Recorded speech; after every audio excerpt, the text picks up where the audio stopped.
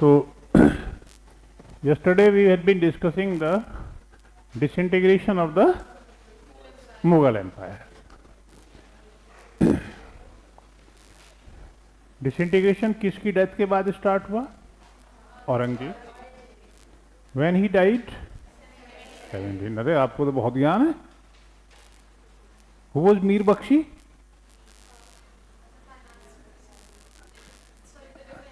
Defence minister, army minister Mir Bakhshi. वजीर कौन था? Finance, central finance minister. Who was Diwan? Diwan was the revenue officer, highest revenue officer of Suba. Who was सूबादार? हाँ, तो हम ये कह सकते हैं कि मुगलों का जो डिक्लाइन है that started after the death of Aurangzeb, and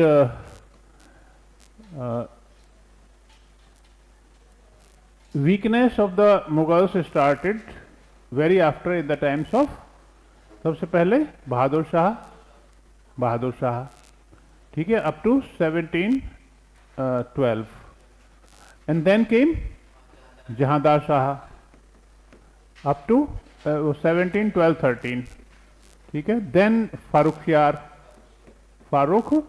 शियार, ये 7 साल तक किया इन्होंने, 1713 to 19, 6 years, ठीक है. और इसमें कौन थे? सैयद ब्रोज. ये दोनों ब्रोज बहुत ही नालायक थे, मतलब होशियार भी थे, but they dominated the court politics. इन्हें क्या कहा जाता है? किंग मेकर्स भी कहा जाता है, क्योंकि 4 बादशाहों को इन्होंने गद्दी से उतारा और 4 को गद्दी पर बिठाया. सैयद ब्रदर्स कौन थे? ये क्या नाम था? अब्दुल्ला खान एंड हुसैन अली खान. ये नाम याद रखने की जरूरत नहीं है. अच्छा, यहीं से there were 3 court parties, Irani, Turani and Hindustani. तो हिंदुस्तानी जो पार्टी थी उसके लीडर कौन थे? सैयद ब्रदर्स. हिंदुस्तानी पार्टी में सैयद ब्रदर्स के साथ सहयोगी कौन थे? जाट्स, सिख्स, मराठास, राजपूत्स, ये सब उनके सहयोगी थे. What do mean by Turani party, Irani party? Irani officers, faction of Irani officers जो ईरानी मूल के थे, बहुत पहले यहां आ गए थे, और they were Shia, mainly Shia officers. Turani were those officers which were Sunni, but which came from Central Asia. तो 3 फैक्शंस थे. वैसे तो एक छोटा सा फैक्शन अफगानी ऑफिसर्स का भी था, जो अपना स्टैंड बदलते रहते थे, कभी किसी के साथ, कभी किसी. But these were the 3 principal parties. Farrukhsiyar के बाद Mohammad Shah Rangile, and he was fond of music, he was promoter of literature. उसके टाइम में इस चीज़ की बहुत ज़्यादा ग्रोथ हुई थी, हाँ, और उर्दू का बहुत ज़्यादा ग्रोथ हुआ था. ये लिख सकते हैं आप. In his time there was a great growth of Hindustani music, growth of Urdu नाम समझते हैं, Urdu language. There was a growth of Urdu language and literature. Music में हिंदुस्तानी म्यूजिक की पढ़ा होगा आपने. हिंदुस्तानी म्यूजिक में 2 बेसिक वो हैं, डायरेक्शंस हैं. एक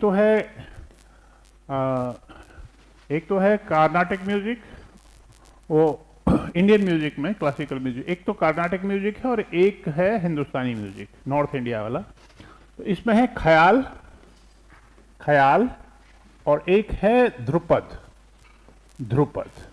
ये 2 म्यूजिक सिस्टम्स हैं गायकी के, instrumental as well as vocal. ख्याल में भी वोकल भी है और इंस्ट्रूमेंटल भी है. तो ख्याल जो म्यूजिक है, सिंगिंग है, वो इसके टाइम में टॉप पे पहुंच गई थी. एंड 2 लिख लीजिए इसे, two great musicians of his time were Sadarang and Adarang. Sadarang and Adarang, ये बहुत इंपॉर्टेंट है, ये कल्चर से भी रिलेटेड है और इसके टाइम से भी. Sadarang and Adarang were the two great musicians of khayal singing style. Khayal का बेसिक मीनिंग होता है मूड, ख्याल. ठीक है. और ख्याल कई तरह से गाया जाता है, द्रुत ताल में, विलंबित ताल में, मध्यम ताल में. आपने पढ़ा होगा कल्चर में. ठीक है. तो ख्याल गायकी इसके टाइम में टॉप पे पहुंच गई थी. उर्दू लिटरेचर की बहुत ज़्यादा ग्रोथ हुई. और लेकिन फिर बात यही है कि बादशाह को जिन एरियाज में एक्सीलेंट होना चाहिए था उनमें वो नहीं था, है ना. निजाम वो sincerely interested in improving the conditions of the empire. उसने डिमांड की थी, he demanded that he should be made wazir or he would improve the Mughal administration. लेकिन निजाम didn't get any cooperation from the emperor whatsoever, and out of disgust Nizam tendered his resignation and went away to his territories in Deccan. Hyderabad का state उन्होंने found किया. तो जो बादशाह थे वो इतने अवेयर नहीं थे कि भाई हम कर क्या रहे हैं. They were not far sighted people. They were lazy, lethargic, flatterer से घिरे रहते थे और जो सही काम है वो नहीं करते थे. तो 1719 टू 1748 तक इनका शासन रहा. तो real breakdown of the Mughal empire took place in his time. सारे जो सूबे थे वो एक एक करके इनके हाथ से निकल गए थे. हाँ. और ईरानियन इन्वेजन हुआ. कब हुआ था ईरानियन इन्वेजन? 1738-39. 38-39. कौन था ये Iranian invader? Nadir Shah. Nadir Shah was an Iranian general. बाद में तो वो शाह बन गया वहाँ का ईरान का. वैसे तो वो अपस्टार्ट था, कोई ज़्यादा वो नहीं था, लेकिन धीरे धीरे वो प्रमोट किया अपने आप को और फिर वो वहाँ का शाह बन गया. He captured Afghanistan, then he invaded India. Karnal में लड़ाई हुई. Mughal armies were easily defeated. क्योंकि मुगलों के पास कुछ नहीं था. उन्होंने खबर भेज दी तो बहुत सारे जो उनके ऑफिसर्स थे, निजाम भी आया, अवध का नवाब भी आया और ये सब लोग लड़े, लेकिन ये बहुत आसानी से हरा दिए गए. तो देन निजाम इन सबको कैद कर लिया, मुगल बादशाह को भी और निजाम को, अवध के नवाब को जो सादत खां था. दे वर ऑल टेकन प्रिजनर्स. वहीं पे करनाल में नेगोशिएशंस होने लगी. ठीक है. अब उस समय की कंडीशंस मैंने बताया कि इंडिया क्यों हारा. बाद में ईस्ट इंडिया कंपनी से भी ये हार गए सब लोग, अलग अलग इंडिपेंडेंट होकर भी, क्योंकि इनमें आपस में कोई यूनिटी नहीं थी.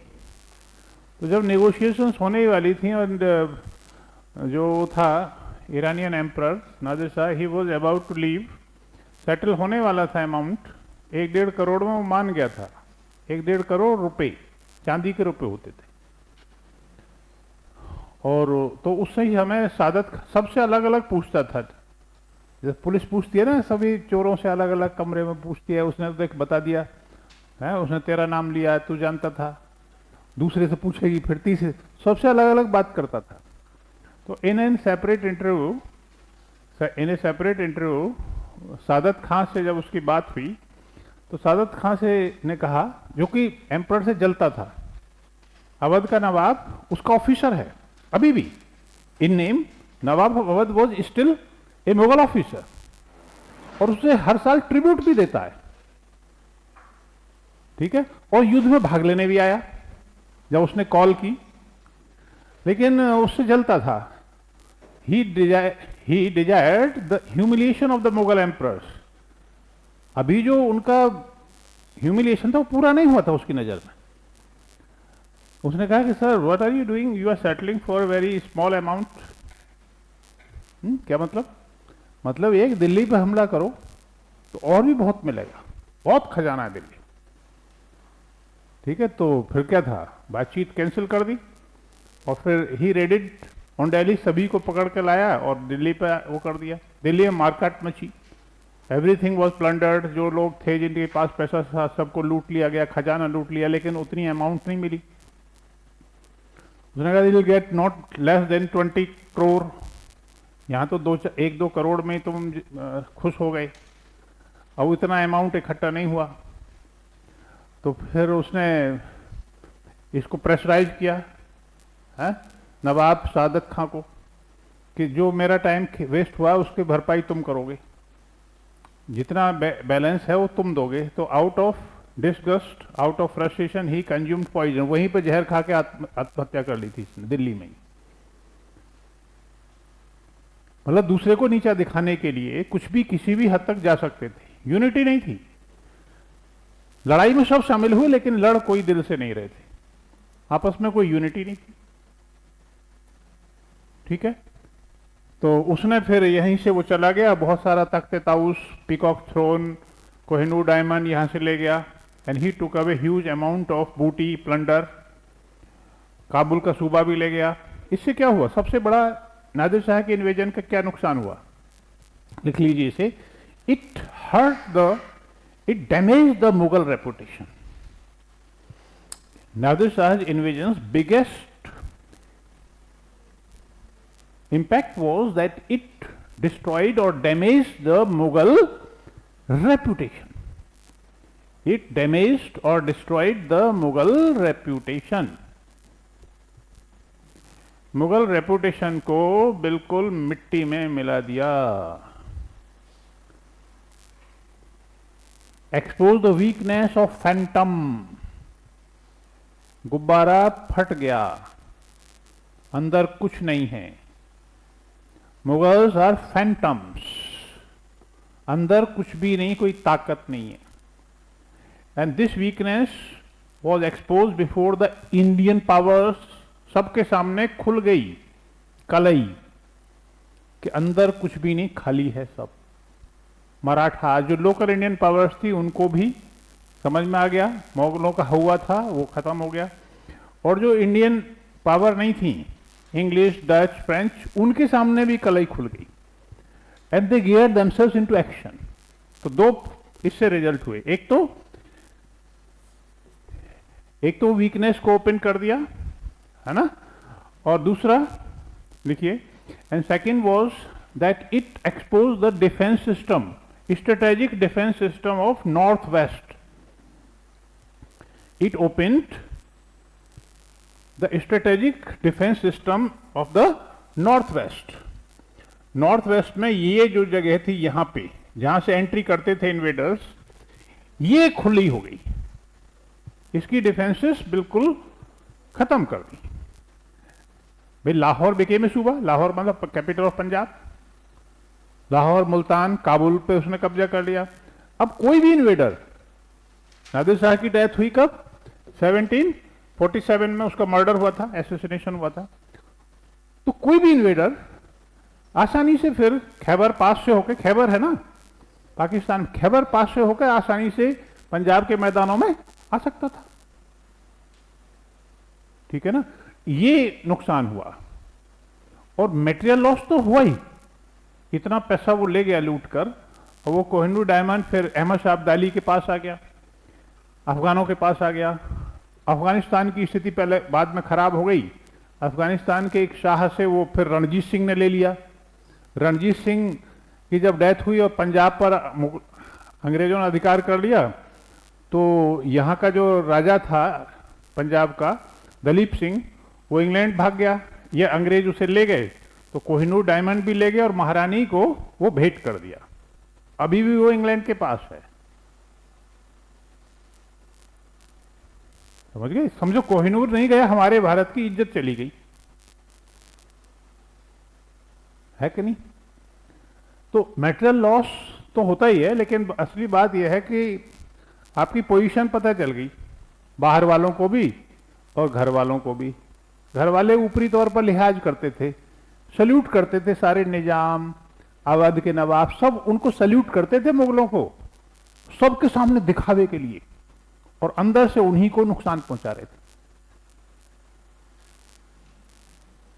पर्दे के सामने सबको कहते थे कि हाँ ये हमारे बादशाह हैं, हो सकता है पर्दे के पीछे पिटाई भी कर देते हो।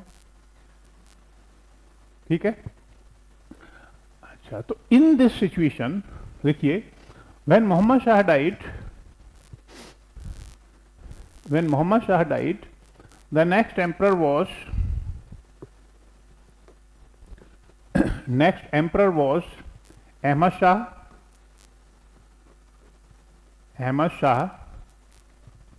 In his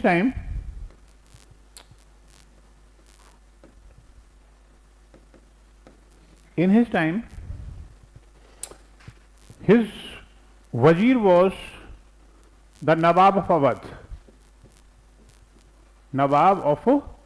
Awadh, Safdarjung. वजीर was the Nawab of Awadh Safdarjung. Awadh के नवाब सफदरजंग थे। सादत खान ने तो आत्महत्या कर ली थी, कब? 1739 में। तो तभी से ये नवाब थे, और 1754 तक ये नवाब रहे, क्योंकि वो वजीर भी था, नवाब भी था, इसलिए उसे नवाब वजीर कहते थे। तो he dominated the politics of Delhi even when he was the Nawab of Awadh. अपना राज्य भी चला रहा था और दिल्ली की राजनीति में भी डोमिनेट कर रहा था। ठीक है, in his time Ahmad Shah Abdali को दुर्रानी भी कह देते हैं। अहमद शाह अब्दाली उसकी कम्युनिटी का नाम था, ट्राइब का नाम था। Ahmad Shah Abdali started raiding India. Mughals started raiding Mughals in 1748. पहला रेड उसका हुआ था। Ahmad Shah Abdali started his raids on India, and first raid was in, red का मतलब अभियान, first raid RAID raid was in 1748, and then these raids continued up to 1767. यहां से अभियान शुरू हुए तो ये चलते ही रहे फिर आगे तक, लगभग 20 वर्षों तक। इन रेड्स का बेसिक ऑब्जेक्टिव क्या था? Basic objective was plunder. Basic objective of these raids was plunder of Punjab. भाई दिल्ली से पंजाब मिला हुआ है, अब तो हरियाणा पहले पंजाब में ही था, दिल्ली से पंजाब मिला हुआ, कुछ पाकिस्तान में भी पंजाब चला गया, बहुत बड़ा था पंजाब। तो बेसिक पर्पस लिखिए, basic objective was to plunder the resources of Punjab, resources of Punjab. ठीक है, ये अहमद शाह, आप समझ सकते हैं कि जो मुगल एम्पायर इतना बड़ा था, उनके पास करोड़ों रुपए होते थे, चांदी के खजाने भरे रहते थे। तो मुगलों की पोजीशन ऐसी हो गई थी, एक समय ऐसा आया था कि इनके दिल्ली के लाल किले में खाने के भी लाले पड़ गए थे। According to a historian, Mughal begums and shahzadis, princesses and queens ran out of the Red Fort and ran away to the Chandni Chowk area crying food, food। कई दिन से भूखे थे, किचन में कुछ भी नहीं पका था। मुगलों की ऐसी दीनहीन स्थिति हो गई थी कि कुछ था ही, बचा ही नहीं था, समझ गए? ये स्थिति हो गई थी। ठीक है, फिर दिल्ली के कुछ लोगों ने आपस में मिलकर फैसला किया कि हम लाल किले में ये जरूरी जो चीजें हैं खाने पीने की, सब अलग अलग जो भी ट्रेडर्स थे, व्यापारी थे, उन्होंने बांध लिया अपना कि भाई मैं दूध पहुंचाऊंगा, ये घी पहुंचाएगा, सब्जी, सब चीजें फिर ये लोग पहुंचाने लगे थे। ठीक है, ये स्थिति आ गई थी। Ahmad Shah was succeeded by Alamgir II,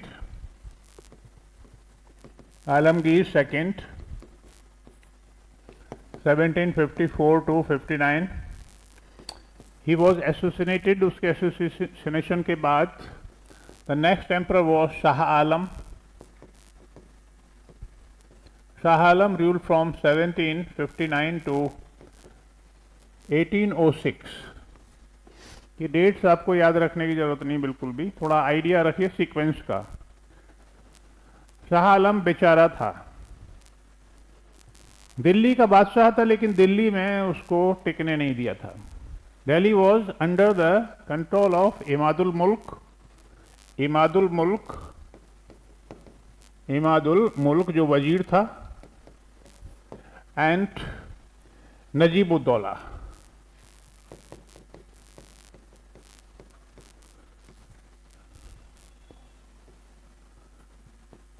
Najibuddaula Mir Bakshi था। इन दोनों ने दिल्ली पर कब्जा कर लिया था और बादशाह को दिल्ली में घुसने नहीं दिया। देन दिस एम्परर, लिखिए सीक्वेंस वाइज लिखिए, this emperor ran from place to place for his safety. Mughal साम्राज्य का बादशाह अपनी ही सुरक्षा के लिए दर दर की ठोकरें खाने लगा और उसको शरण देने वाला, उसकी सुरक्षा का आश्वासन देने वाली कोई ताकत नहीं थी। तो he ran away for his safety security which he got in Awadh, which he got in Awadh, Awadh, and he was established in Allahabad. Awadh के नवाब ने उसको इलाहाबाद में स्थापित कर दिया। He was established in Allahabad. When the British defeated Awadh, British East India Company defeated Awadh in the Battle of Buxar, Awadh in the Battle of Buxar in 1764. In 1764,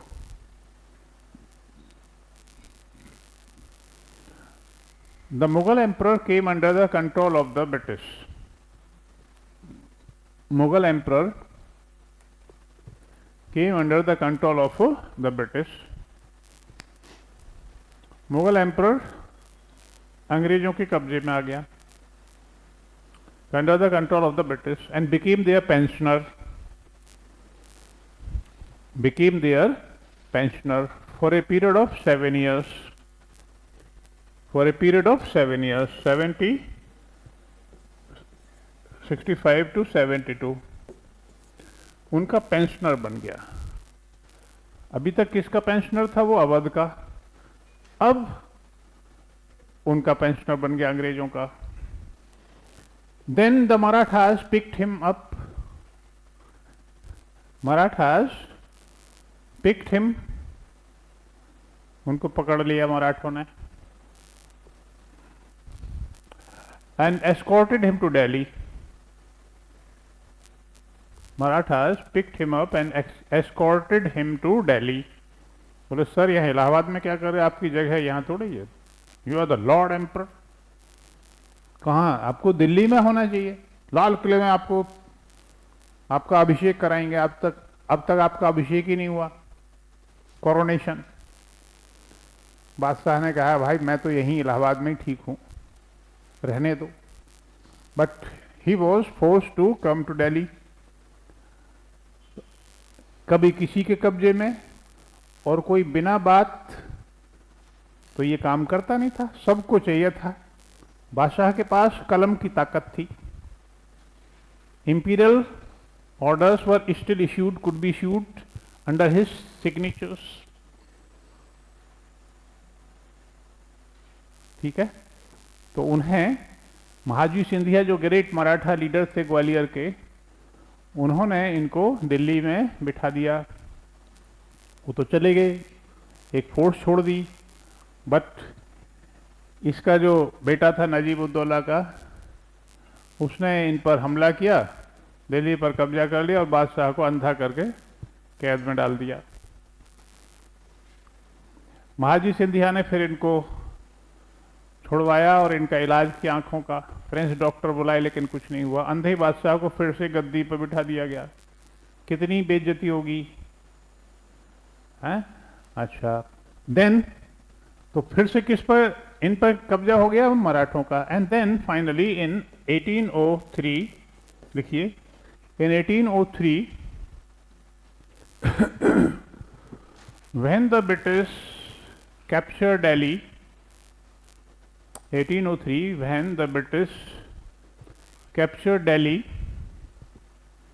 British captured Delhi from the Marathas, captured Delhi. The Mughal emperor also came under their control. Mughal emperor also came under their control. Mughal बादशाह अब उनके कब्जे में आ गया, ठीक है। और इसी कंडीशन में इनकी डेथ हुई। तो इनकी इंपॉर्टेंट बातें क्या हैं इनके का समय, इनकी इंपॉर्टेंट बातें ये हैं, कभी किसी के कंट्रोल में आए, कभी किसी कंट्रोल में। कोई अचीवमेंट तो नहीं है ये, है? कभी किसी ने इनसे सिग्नेचर कराए, कभी किसी ने कराए, कभी किसी ने कराए। अंग्रेजों ने कहा सर आप हमारे उसमें रहते तो फिर आंखें तो नहीं जाती आपकी, हैं? आप इधर से उधर दाएं बाएं, बोले भाई हम क्या करें, ले गए जबरदस्ती खींच के हमें दिल्ली, मरवा दिया। What my point? इसका मतलब है कि मुगल बादशाहों की स्थिति बहुत खराब थी। Mughal empire was no more, but Mughal name was still important. This name, इज्जत बड़ी थी, पावर नहीं थी। इज्जत थी, पावर नहीं थी। उस इज्जत की जो रेपुटेशन थी, साख थी, नाम था, उसका फायदा हर कोई उठाना चाहता था। समझो मुगल एम्परर जीती जागती एक मोहर थी सबके लिए, उस मोहर का सबने ठप्पा लगवाया, ठीक है। ऊपर से उनको सैल्यूट करते थे और अंदर से मुगलों के नाम का फायदा उठाते थे। And after Shah Alam the next emperor was Akbar second. Akbar second 1806 to 1837। Akbar second, इनके पास कुछ भी नहीं था, इनकी अपनी शिकायतें थी, इनकी पेंशन भी अंग्रेजों ने कम कर दी थी। और फिर उन्होंने शिकायत की इंग्लैंड की संसद में। एक बहुत इंपॉर्टेंट क्वेश्चन है कि इन्होंने राम मोहन रॉय को अपना दूत बना के भेजा था इंग्लैंड की संसद में अपनी शिकायतें करने के लिए। राम मोहन रॉय तो वैसे ही जा रहे थे वहां पे, लेकिन बादशाह ने ये काम और दिया था कि हमारी शिकायतें जो हैं, जो अंग्रेज गवर्नर जनरल हमें मान सम्मान उतना नहीं देते जितने कि हम हकदार हैं, हमारी पेंशन भी कम कर दे, तो those complaints were raised before the parliament via the emissary known as Ram Mohan Roy, ठीक है। अब उस शिकायत का कोई प्रभाव हुआ नहीं हुआ वो हमें कुछ पता नहीं है, लेकिन ये बात थी। And after him the next emperor was Bahadur Shah second. Bahadur Shah second, इन्हें बहादुर शाह जफर भी कहते हैं, 1837 to 1858। बहादुर शाह सेकेंड और बहादुर शाह जफर, ये he was the Mughal emperor at the time of revolt of 1857। Revolt के समय यही मुगल एम्परर थे। He was the Mughal emperor at the time of the revolt of 1857 और रिवॉल्ट के लीडर भी थे। He was deposed in 1858। इनको डिपोज किया गया, हटा दिया गद्दी से। Mughal title was finished, Mughal title was finished and he was banished to Rangoon. बादशाह का टाइटल ही खत्म कर दिया। He was exile to Rangoon और वहीं पर उनकी 1862 में डेथ हुई। He died over there in Rangoon in 1862। तो basically he was a poet, excellent poet, scholar, eminent scholar. और इनके एक सहयोगी थे, वहीं पे मित्र थे, जिनका नाम था मिर्जा गालिब। दोनों एक दूसरे को कविताएं सुना के एक दूसरे को सुनाते थे और दूसरा उसकी तारीफ करता था। अपना दुख दर्द कविताओं के माध्यम से ही कहते रहते थे। He was old and aged emperor, he had no power left with him. Meerut से जो लोग रिवोल्ट करने के बाद गए दिल्ली, उन्होंने जबरदस्ती इन्हें अपना नेता बनाया, इनकी मर्जी के खिलाफ। He was picked as the leader of the revolt. बोले भाई मेरे पास क्या है, मेरे पास तो कोई एक्सपीरियंस नहीं, I have no experience in commanding armies और एडमिनिस्ट्रेशन का मुझे चलाने का कोई अनुभव नहीं है। How can I help you sir, we need your signature and seal. उन्हें भी सिग्नेचर और सील की जरूरत थी। आप सिग्नेचर कर दे, बस एक्सेप्ट कर लीजिए, बाकी हम देख लेंगे। Accept the leadership of the revolt, क्योंकि आपका नाम ही काफी है।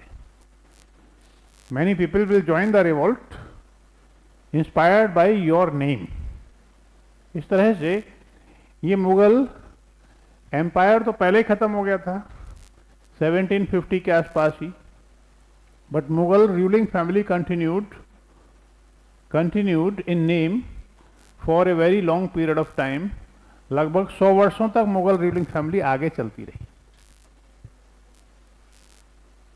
ठीक है, तो इस तरह से मुगल एम्पायर का एंड हुआ। लिखिए कॉजेज ऑफ द, हेडिंग है causes of the disintegration of the Mughal Empire, causes of the disintegration of the Mughal Empire।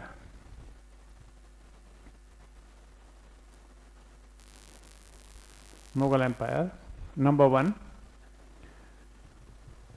religious policy of Aurangzeb,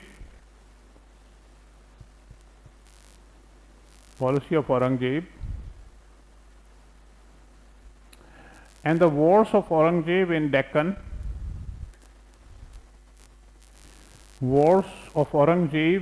Deccan, and with the Rajputs, wars of Aurangzeb with the Deccan and with the Rajputs। इन युद्धों का खर्चा कितना था, बहुत ज़्यादा भारी था, तो डैश करके लिखिए brought financial pressure, huge financial pressure on the Mughal state।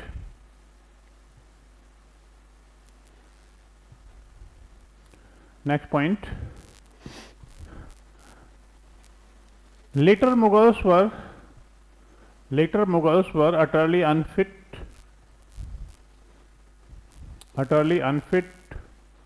or unworthy of the office। Later Mughals were utterly unfit or unworthy of the high office of the emperor। Unfit or unworthy of the high office of the emperor।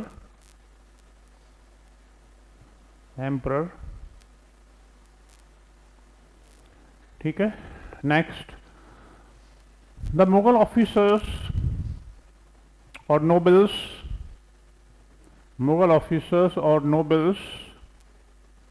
had become selfish,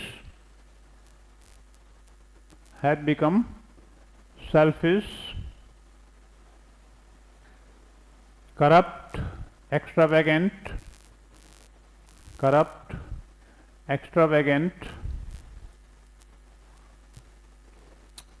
They neglected their duties to the empire।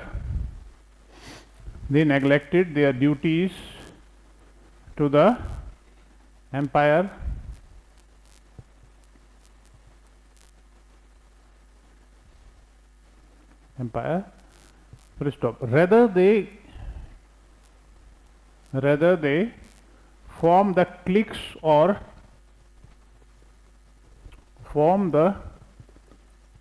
cliques, CLIQUES, cliques or factions in the court माने दरबार, factions in the court, resulting in the faction fighting,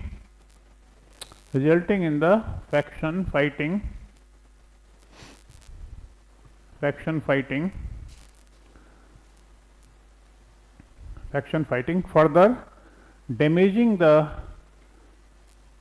Mughal Empire।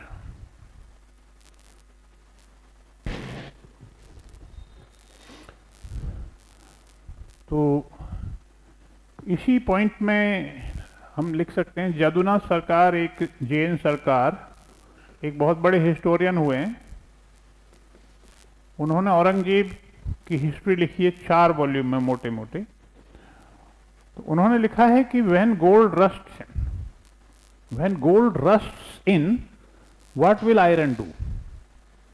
जब सोने पर ही जंग लग जाए तो फिर लोहे की क्या मजाल, लोहे पे तो लग नहीं लगना है।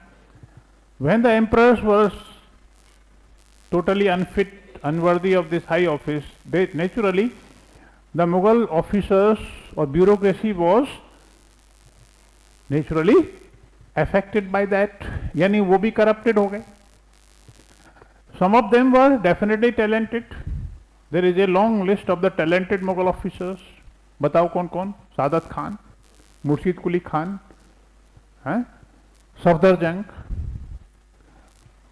और अलीवर्दी खान, ये मुगल ऑफिसर्स थे। निजामुल मुल्क, सैयद बदर्स, मोहम्मद अमीन खान, ये बहुत टैलेंटेड ऑफिसर्स थे।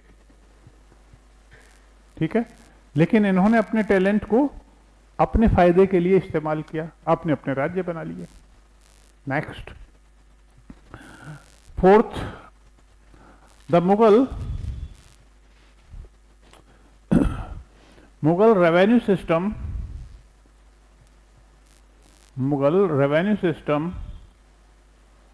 collapsed with the passage of time. Revenue and financial system collapsed with the passage of time. Income remained far lesser than fell far lesser than the expenditure.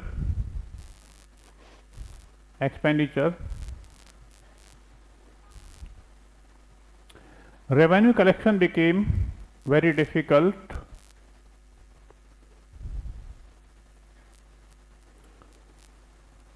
Irfan Habib, prominent historian है Irfan Habib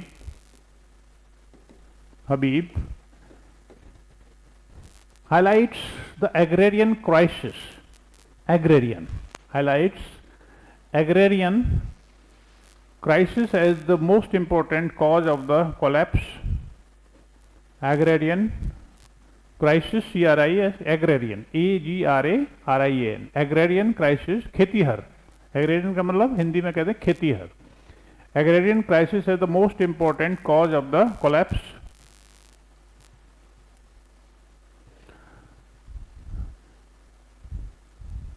The peasants were forced to pay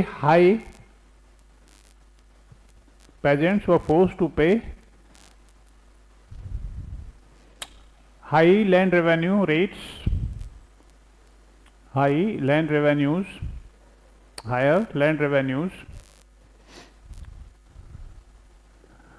thus creating the agrarian revolts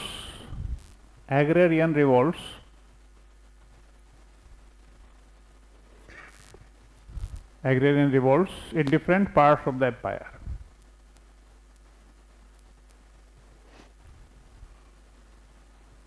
अभी समझाऊंगा इन points को। Next, Satish Chandra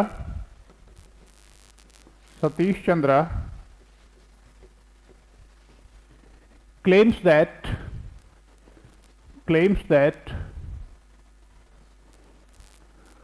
the Mughal Empire declined due to Jagirdari crisis.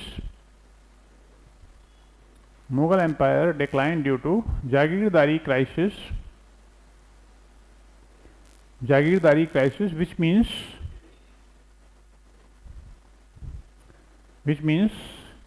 decline in the income of the Jagirs,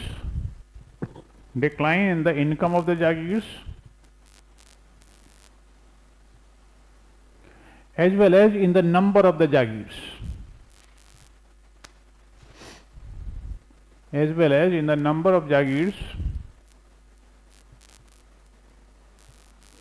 एक तो जागीरों की income घट गई थी क्योंकि रेवेन्यू कलेक्शन हो नहीं पाता था, दूसरे जागीरों की संख्या भी घटी और जागीरों के चाहने वालों की संख्या बहुत तेजी से बढ़ रही थी। तो सतीश चंद्र क्या कहते हैं, there was a fierce competition for the grant of the jagir, that's why these officers form the factions, Irani, Turani, Hindustani, and they put pressure on the emperor for the grant of jagir in their favour और in the name of their favourites, अपने नाम पे या किसी अपने चाहने वाले के लिए जागीर सिक्योर करना चाहते थे। तो there was a fierce competition for the jagir. तो जागीरदारी क्राइसिस, जागीरदारी संकट को उन्होंने इन सब चीजों से बताया। जागीरों की इनकम घटी, भाई जागीरों से इनकम घटी। जो मुगल ऑफिसर्स थे, जो आर्मी ऑफिसर्स थे, मान लो एक आर्मी ऑफिसर 5000 सैनिक रखने की जिम्मेदारी है उसकी, इन्हें मनसबदार कहते थे। 5000 सैनिक उसे रखने हैं, अच्छा मेंटेन करने हैं मुगलों की सेवा के लिए, उसका यही काम है, ठीक है। अच्छा पता चली कि 5000 की जगह 500 भी नहीं रख रहा, उसकी शिकायत क्या है? शिकायत यह है कि हमें जागीर से उतनी इनकम नहीं मिल रही, हम क्या करें। होता यह था कि वो करप्शन में लिप्त थे और अपनी पर्सनल लग्जरी पे उस पैसे को खर्च कर देते थे और क्योटा घटा दिया। तो it had the effect on the Mughals fighting strength. Next point लिखिए, next point, the declining army strength, declining army strength due to the jagirdari crisis and agrarian crisis, due to the jagirdari crisis and the agrarian crisis, दोनों मिले हुए थे। अगर खेती या किसानी पर ज्यादा दबाव था, उसकी वजह से रिवोल्ट हुई, तो वो भी उससे जब रिवोल्ट होती थी तो वो मना कर देते थे एक साथ, तो रेवेन्यू कलेक्शन हो नहीं पाता था। और इनके जो जमींदार थे जो रेवेन्यू कलेक्ट करते थे, वही उनके लीडर बन जाते थे किसानों के।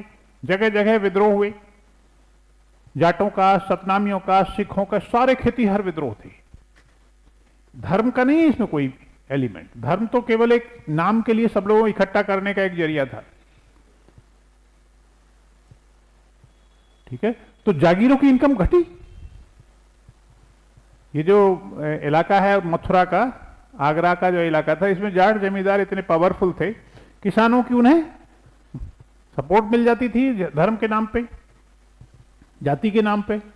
तो उस इलाके से एक भी पैसा इकट्ठा करना मुश्किल होता था। पैसा इकट्ठा करना है तो बहुत ही मजबूत कड़क मुगल ऑफिसर को भेजना पड़ेगा, जो अपना भी ले आए और उनका भी छीन लाए। तो हर बार रेवेन्यू कलेक्ट करने के लिए आपको अभियान चलाना ही पड़ेगा, उसमें भी खर्च आता था। मुगल अभियान चलाने का मतलब है, भाई सेना तो अभियान चलाने के लिए होती, अभियान चलाने का मतलब है कि अपने सैनिकों की संख्या और घटने का खतरा, घोड़े भी मरेंगे, घुड़सवार भी मरेंगे। तो अभी हम 500 मेंटेन कर रहे हैं, पता चली 400 रह गए अभियान के बाद, रेवेन्यू आया वो भी पूरा नहीं आया। तो जो अधिकारी थे, आपको डरने लगे अभियानों में जाने के लिए, ठीक है, ये मेन रीजन था। Next, the Mughal politics, Mughal policy of centralization, Mughal politics policy of centralization of power, centralization of power also hit the Mughals empire, also hit the Mughal empire hard.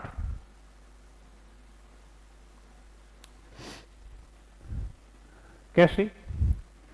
जैसे अकबर ने राजपूतों से संघर्ष नहीं किया, उसने राजपूतों को मुगल एम्पायर का हिस्सा बना दिया। उनको नौकरियां दी, उनका मान सम्मान किया, वो तैयार हो गए मुगलों की सेवा करने के लिए। औरंगजेब मराठों के साथ ये नहीं कर पाया। Aurangzeb fail to do this with Bundelas, Aurangzeb fail to do this with Rajput साइदा। तो आप इतने बड़े साम्राज्य को आप बिना डिसेंट्रलाइजेशन के मैनेज नहीं कर सकते। मराठे मुगलों की सेवा करने के लिए तैयार हो गए थे, लेकिन औरंगजेब ने सोचा कि हम मराठों को खत्म कर देंगे, नामो निशान मिटा देंगे, मराठा खत्म हो गए। उस चक्कर में जो दो मुस्लिम किंगडम थी, गोलकुंडा बीजापुर, उन्हें भी खत्म कर दिया। मराठे फिर बिल्कुल निश्चिंत हो गए। हैं? जिसके पास कुछ नहीं है उसे खोने का कोई डर नहीं, जिसके पास सब कुछ है उसे खोने का पूरा डर है। अब ईरान को खोने का क्या डर है, क्या है उन पर? भाई मर रहे हैं, बहुत पहले से मर रहे हैं, सैंक्शन लगे हुए थे, थोड़ा और नुकसान हो जाएगा तो हो जाए, वैसे ही मरी रहे थे। इज्जत किसकी जाती है? जिसके पास होती है। इज्जत किसके पास है? अमेरिका के पास है। क्यों? ट्रंप की दाढ़ी नोच ली, हो गई इज्जत खराब है। अब भागने की सोच रहे हैं कि क्या बहाना ढूंढे, है मीडिएटर ढूंढ रहे हैं, कभी किसी को बुलाते कभी। तो भैया ऐसे काम क्यों करो? औरंगजेब ने मराठों को छेड़ दिया, छेड़ तो दिया, मराठों ने ठान लिया कि हम तुम्हें मिट्टी मिला देंगे, बेटा तुम्हारी कब्र यहीं खोद देंगे, और वहीं खुद गई। है राजपूतों ने भी यही किया, सबसे लड़ाई ठान ली। अब युद्धों में खर्चा तो होता ही है, तो सब चीजें एक दूसरे से मिली हुई हैं, है ना। फाइनेंशियल सिस्टम, तनख्वाह मिलेगी कहां से मिलेगी? जब रेवेन्यू कलेक्ट होगा। रेवेन्यू कलेक्ट कब होगा? जब सेना मजबूत होगी, अधिकारियों पर कंट्रोल रहेगा, लोकल एलिमेंट्स आराम से रेवेन्यू देंगे। है अच्छा, रेवेन्यू कलेक्ट नहीं होगा, सेना की ताकत कम हो जाएगी, सेना की ताकत कम होगी तो रेवेन्यू कलेक्शन और घटेगा, ठीक है ना। मुगल एम्पायर उतना और कमजोर हो जाएगा, वित्तीय स्थिति कमजोर हो जाएगी, ठीक है। तो इन कमजोरियों की वजह से विदेशी आक्रमण हुए। लिखिए, foreign invasions, foreign invasions, foreign invasions such as Iranian, हाँ next point, foreign invasions of Nadir Shah and Ahmad Shah Abdali,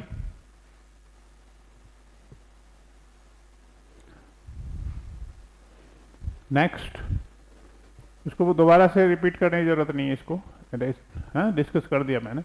next,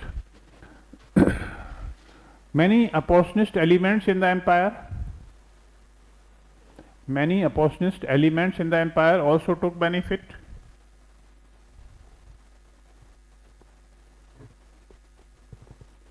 also took benefit and established their states, established their states or kingdoms, established their states or kingdoms,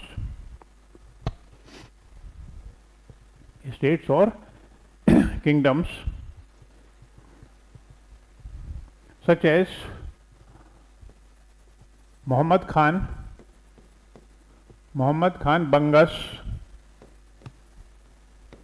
बंगस established the state, बंगस पठानों कहते थे, established the state of Farrukhabad,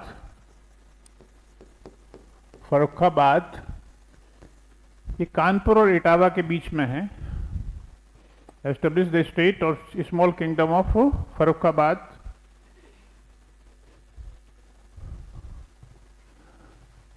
ठीक है। Ali Mohammad Khan established, Ali Muhammad Khan established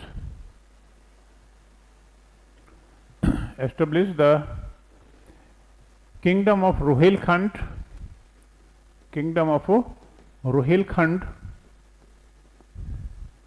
Ruhelkhand in Bareilly, Badaयूं and Rampur region। नाम सुना बरेली का?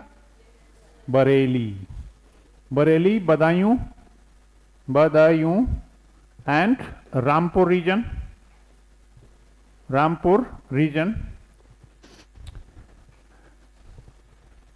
ठीक है, तो रोहिलखंड बन गया। There emerge a number of Maratha kingdoms, इसी में ही there emerge a number of Maratha kingdoms,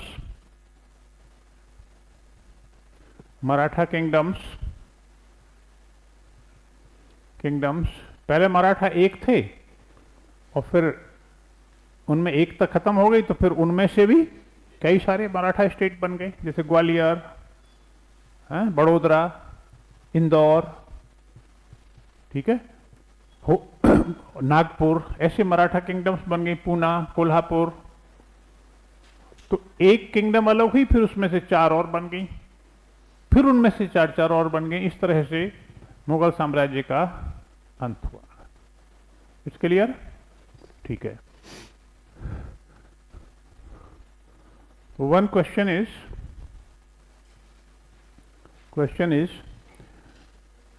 the inverted commas लिख के लिखिए, the 18th century in India, 18th या 18वीं शताब्दी है ना, 1700 से लेके और 1800 के बीच। 18th century in India provided a picture of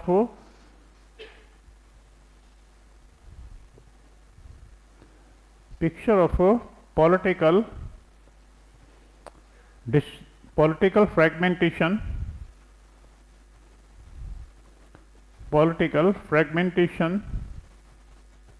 and confusion,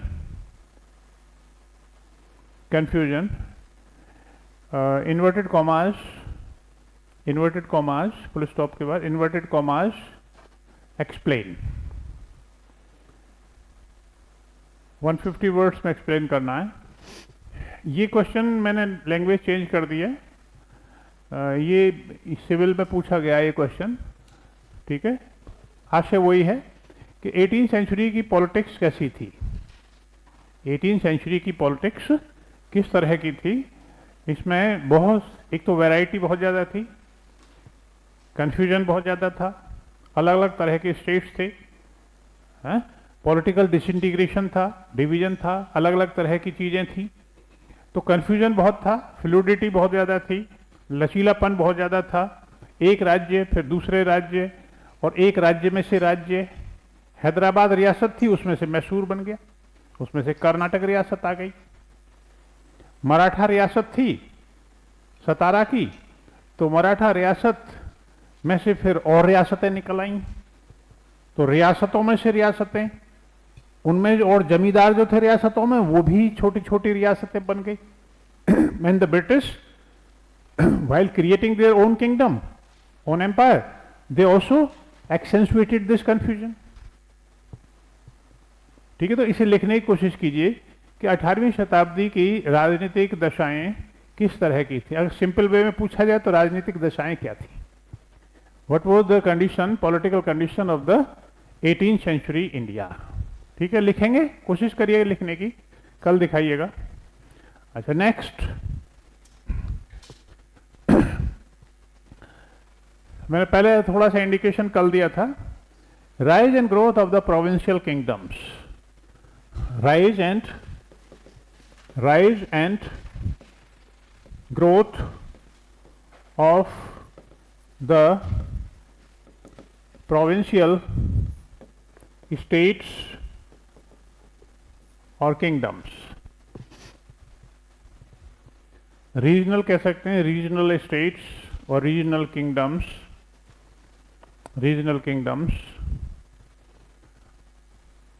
कहीं जो कल मैंने इंडिकेशन दिया था वो थोड़ा सा हम शॉर्ट में कर लेंगे, कुछ ज़रूरत होगी तो मैं उसमें ऐड कर दूंगा। First was the kingdom of Bengal,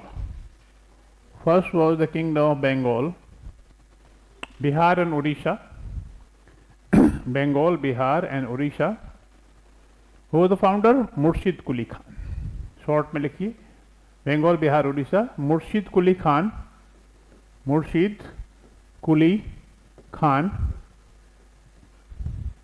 founder of Bengal kingdom. इनके टाइम में ये बंगाल प्लस उड़ीसा थे, मुर्शिद Quli Khan. After his death, the kingdom was further expanded by including Bihar,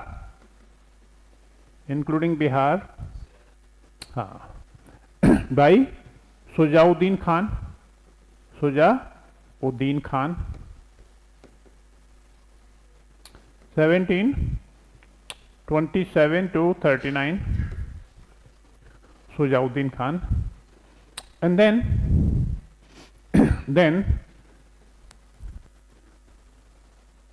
Ali Wardi Khan, from 1740 to 56, 40 to 56. Bengal kingdom was very well managed. They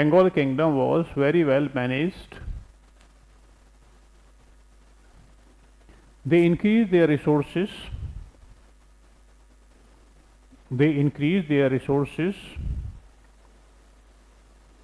By suppressing the old jamidars.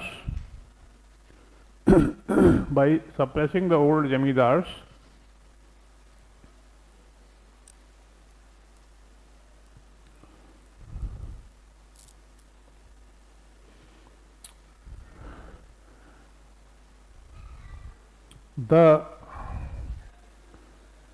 responsibility of revenue collection was given to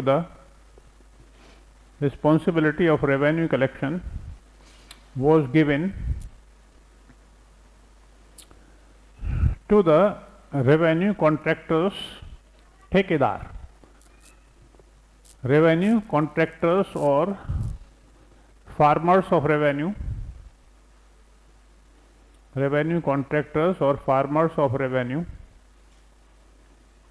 जिन्होंने ठेके में जमींदारियां ले ली, वो revenue collection की ठेके ले लिए उन्होंने। ठेके का मतलब है हम राज्य, इस क्षेत्र है हमारा, मान लो मैं हूँ एक ठेकेदार, मेरे पास पैसा है और मैंने रायपुर से रेवेन्यू कलेक्शन का ठेका ले लिया। सरकार कलेक्ट करती है, उसके अधिकारी कलेक्ट करते हैं मान लो नॉर्मल वे में, तो फिर वो कभी कलेक्शन 2 लाख रुपए रह जाता है, कभी 3 लाख, कभी वो 1.5 लाख ही रह जाएगा। तो राज्य ने सोचा कि चलो हम ठेकेदारों की सेवाएं लें, तो मैंने कलेक्ट करने का ठेका ले लिया। मैंने कह दिया भाई 3 लाख रुपए दूंगा मैं साल के सरकार को, 1 साल की। तो मेरी कोशिश होगी, ठेकेदार हूँ ना, तो मैं सोचूं अगली साल का ठेका भी लेना मुझे, तो मैं सोचूं 5 लाख मैं कलेक्ट करूं, 2 लाख तो बचाऊं कम से कम, है कि नहीं। तो किसानों पर मार इससे ज्यादा पड़ी, किसानों को कोई राहत नहीं थी। तो revenue system of revenue farming और कॉन्ट्रैक्टरशिप वाज नोन एज इजारेदारी। लिखिए, इजारेदारी और ताल्लुकदारी, इसे कहते थे Talukdar.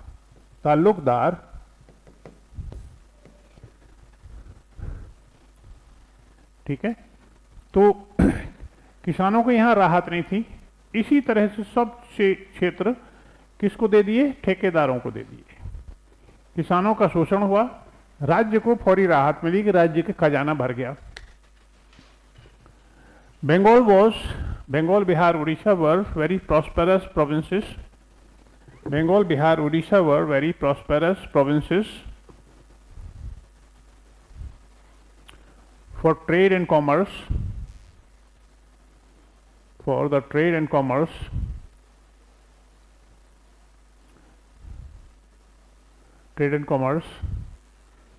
these Nawabs realized the importance.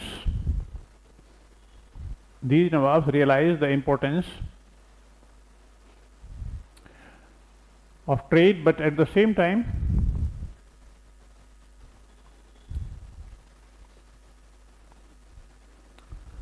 they kept control over the companies, European companies,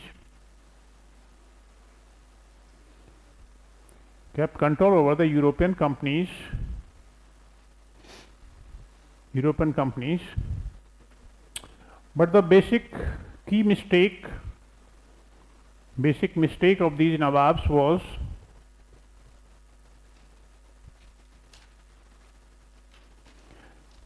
that they did not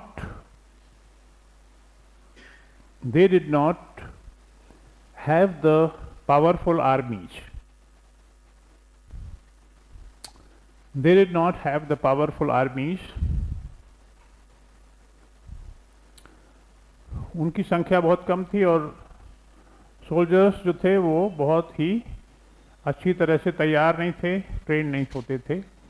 तो बंगाल, बिहार, उड़ीसा की कंडीशन ऐसी थी जैसे एक गहनों से लदा फदा एक व्यक्ति हो या एक वधू हो, लेडी हो, और जिसको ऐसे ही खुला छोड़ दिया जाए लुटने के लिए, ऐसी थी। Bengal was a beautiful province, very prosperous province for its trade, commerce.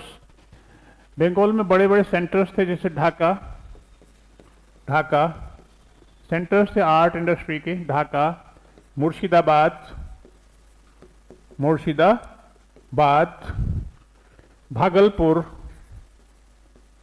Bhagalpur, ये बिहार में था, है तो बंगाल राज्य में ही, Bhagalpur, Munger, Patna,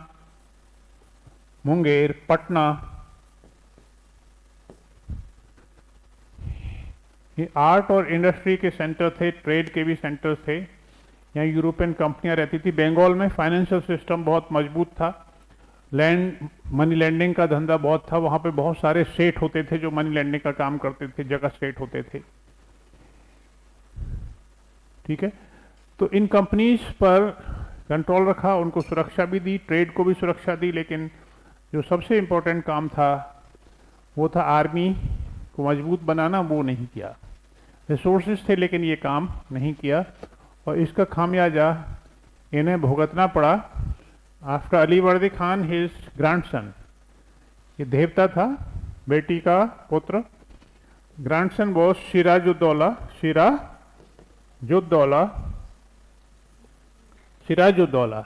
grandson Sirajuddaulah, who became the next Nawab, 1756-57, fell a victim to East India Company's, East India Company in the Battle of Palashi.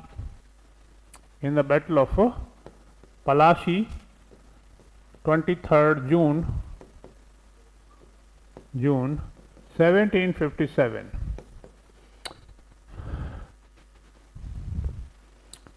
East India Company ने नवाब के ही दरबारियों से षड्यंत्र करके बंगाल को अपने कब्जे में कर लिया। Sirajuddaulah was given the death, और ईस्ट इंडिया कंपनी ने अपना पिट्ठू वहाँ पर बिठा दिया गद्दी पर, जिसका नाम था मीर जाफर। तो ये इसका खामियाजा इन्हें भुगतना पड़ा कि इन्होंने अपनी आर्मी को अच्छी तरह से मजबूत नहीं किया। कंपनियों को बराबर ये मौका देते रहे, कंपनियां मौके की तलाश में थीं, और उसमें से ईस्ट इंडिया कंपनी को मौका मिला। ठीक है, next was the kingdom of Hyderabad.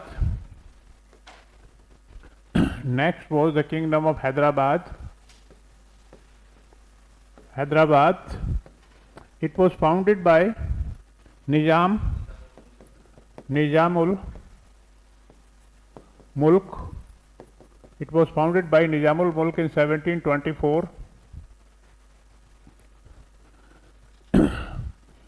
Hyderabad was a well-organized, well-managed state. देखिए, Hyderabad was well-organized and well-managed state. Well-managed state, having huge revenues at its disposal.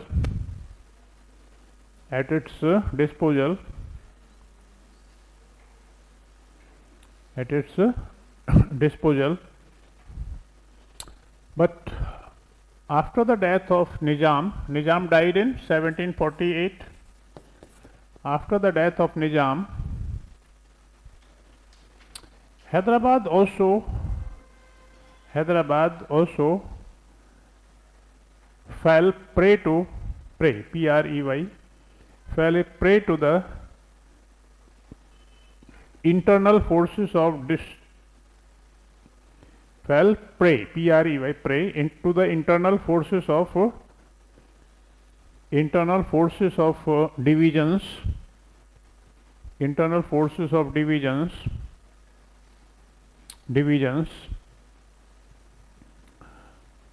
with respect to the position of Nawab, with respect to the position of Nizam,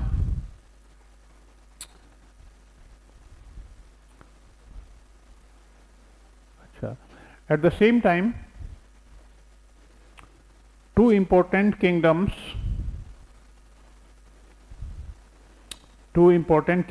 emerged out of this Hyderabad state. One was Carnatic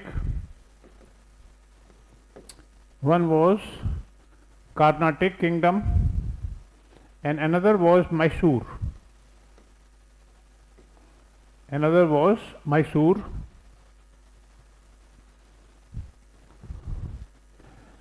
Carnatic kingdom was situated on the coast of Tamil Nadu, with its capital at Arcot. Tamil Nadu with its capital at Arcot. Capital at Arcot, A-R-C-O-T, Arcot. Its king was known as Nawab.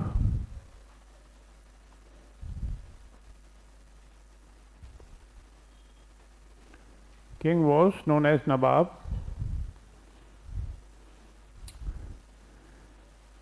In 1740s and 50s, full stop. In 1740s and 50s, both Hyderabad and Carnatic,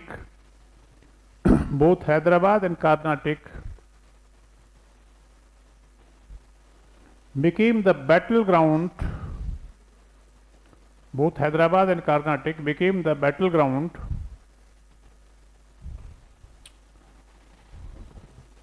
for the clash of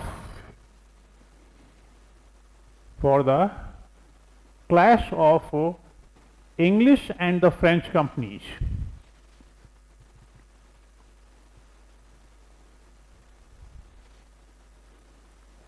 The result was three Carnatic wars.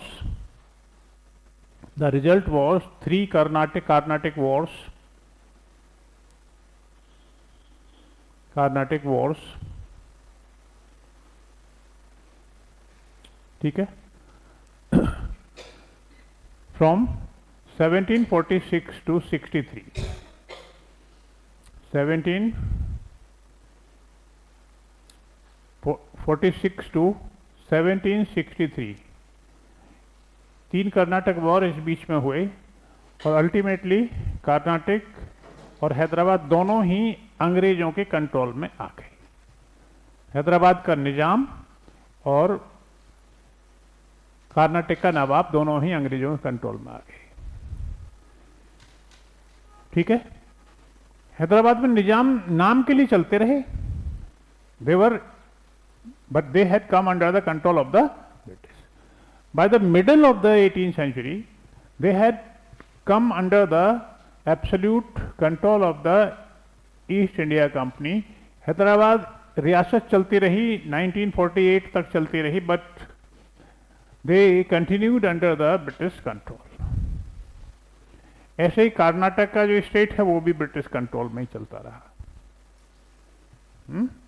अच्छा, the kingdom of Mysore देखिए, the kingdom of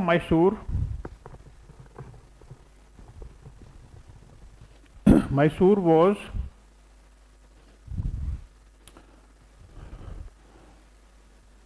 basically Hindu kingdom,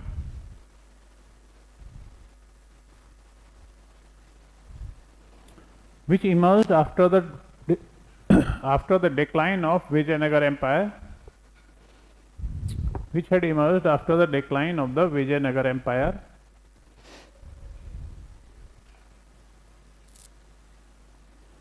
Vijayanagar Empire.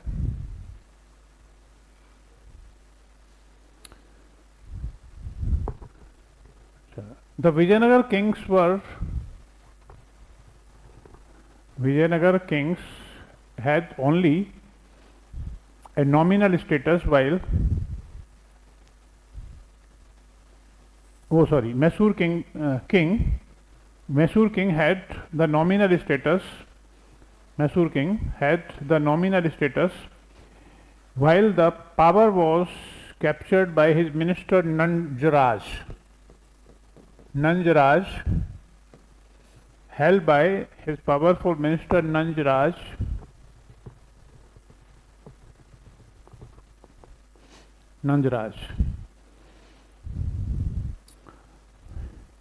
in the beginning of the 18th century.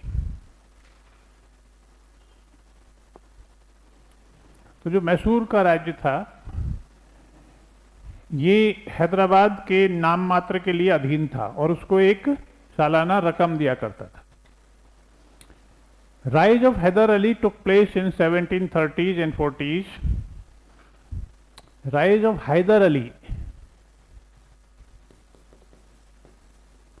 Ali took place in 1730s and 40s.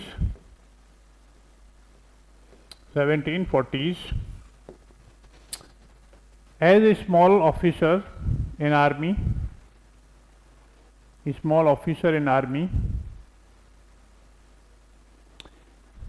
thereafter he became a Faujdar. Faujdar of Dindigul.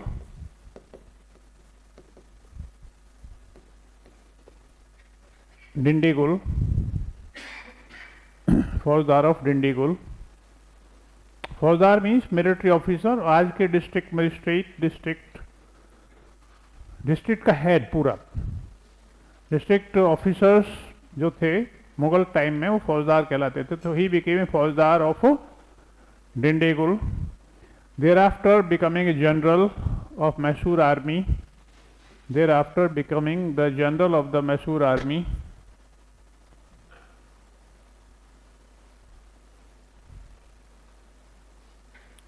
Mysore army. Nanjaraj was expelled. And Hyder Ali became all in all.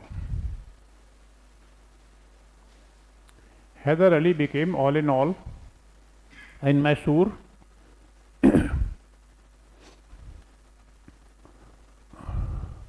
जो हिंदू राजा था चिक्का Devaraya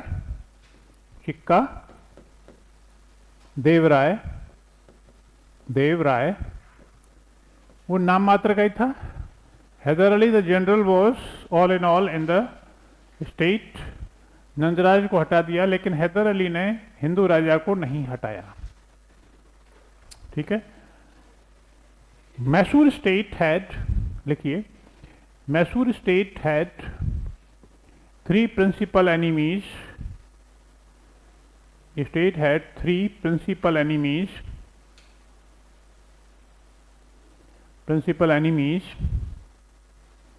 The Marathas, the English Company, English East India Company, and Nizam. भाई निजाम के राज्य में से ही तो मैसूर अलग हुआ, समझ गए. तो निजाम को ये बर्दाश्त नहीं था, पहली बात. अच्छा, इमरजेंस ऑफ, जब तक मैसूर राज्य कमजोर था तो मराठों को भी प्रॉब्लम नहीं थी, आसानी से आते थे और चौथ स्वदेशमुखी कलेक्ट करके चले जाते थे. When Mysore state emerge as a very powerful state, Hyder Ali ने मैसूर की आर्मी को बहुत ही स्ट्रांग बना दिया. He use the services of the Europeans for training, disciplining the army. उनका पेमेंट भी अच्छा होने लगा सोल्जर्स का. Hyder Ali was a great general. तो मराठों को भी प्रॉब्लम हुई और निजाम को भी प्रॉब्लम हुई. And then how could English remain far behind. अंग्रेजों को भी प्रॉब्लम हुई कि emergence of another kingdom would be a problem, trouble in future. तो तो उस नए राज्य से जो कि बहुत ही पावरफुल था, उससे अंग्रेजों को आगे समस्या होने वाली थी, इसलिए वो भी इनके दुश्मन हो गए। ठीक है, तो मैसूर लिखिए, in Mysore Hyder Ali faced all these powers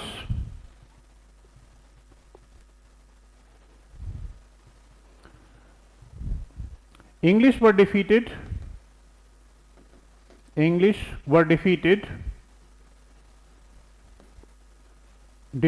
1769 in the first Mysore War.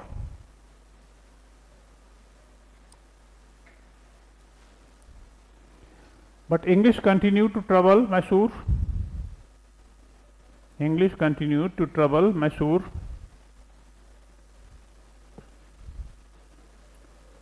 शांति हो गई, फिर भी अंग्रेज कुछ ना कुछ कॉन्स्पिरेसी करते रहते थे। English continue to trouble Mysore. किसके साथ ट्रबल करते थे मिलके? मराठा और निजाम के साथ। हैदर अली पढ़ा लिखा नहीं था। शासन चलाने के लिए पढ़ा लिखा होना जरूरी नहीं है, विद्वान बुद्धिमान होना जरूरी है। इसलिए हमारे यहाँ पॉलिटिशियंस के लिए क्वालिफिकेशन नहीं है, एजुकेशनल क्वालिफिकेशन नहीं है। शासन चलाने का काम तो वैसे तो आईएएस पीसीएस ही करते हैं, समझ गए नहीं? तो Hyder Ali was illiterate but he was a wise man, he was a born soldier, he was a strategist, he was a statesman. उसने अंग्रेजों के खतरे को भांप लिया था कि अंग्रेज भारत के लिए कितना बड़ा खतरा है। For this reason he converted a weak state of Mysore into a very powerful state. उसकी आर्मी को ऑर्गेनाइज किया, रेवेन्यूज को ऑर्गेनाइज किया, ठीक है, तोपें नई नई बनाई जाने लगी, विदेशियों की सेवा ली। तो Hyder Ali converted a weak state of Mysore into a model state, एक आदर्श राज्य बना दिया। तो Hyder Ali was a great general, he was a great statesman, he was a man of wisdom, tact and talent, और डिप्लोमेसी में अंग्रेजों का भी गुरु था। मौका मिला, पहले अंग्रेजों ने गुट बनाया, पहले मैसूर युद्ध में हैदर अली के दुश्मन मैसूर कोर्ट में भी बहुत थे। हैदर अली ने अपना कंट्रोल स्थापित कर लिया था, तो मैसूर के दरबार में भी हैदर अली के बहुत सारे दुश्मन थे। उनके साथ मिलकर अंग्रेज षड्यंत्र, मराठों के साथ, निजाम के साथ। अंग्रेजों ने युद्ध शुरू किया तो उनके सेनापतियों को दौड़ा दौड़ा के उसने मारा और उन्हें हराते हराते उन्हें मद्रास के किले तक ले गया। वहीं पे संधि हुई। बोले बेटा युद्ध तुम शुरू करोगे, खत्म हम करेंगे। अंग्रेजों ने कहा अब मित्र हैं हम, पिट गए तो मित्र हो गए, वी आर बोथ फ्रेंड्स। और हम फ्रेंड्स की ड्यूटी क्या है? फ्रेंड की ड्यूटी है कि अगर कोई तीसरा हम पर हमला करे किसी पे भी, तो फिर हम एक दूसरे की मदद करेंगे। जबकि ऐसा कुछ नहीं था, ऐसा कुछ हुआ नहीं। When Marathas raided Mysore some time later, British did not come to the support of Mysore. उन्होंने वो कमिटमेंट तोड़ दिया, क्योंकि अंग्रेज उस समय देख रहे थे कैसी मौका मिले दोबारा से। But then the opportunity came the way of Hyder Ali. Hyder Ali ने 1780 में, देखिए Hyder Ali in 1780 played a trick, जो अंग्रेज खेल रहे थे वही ट्रिक चलती। Hyder Ali in 1780 played a trick against the British, and formed an anti-British combination.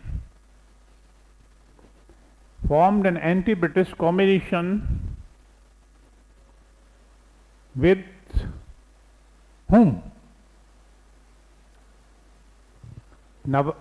With Nizam and Marathas. बोले बेटा अब आया ऊंट पहाड़ के नीचे।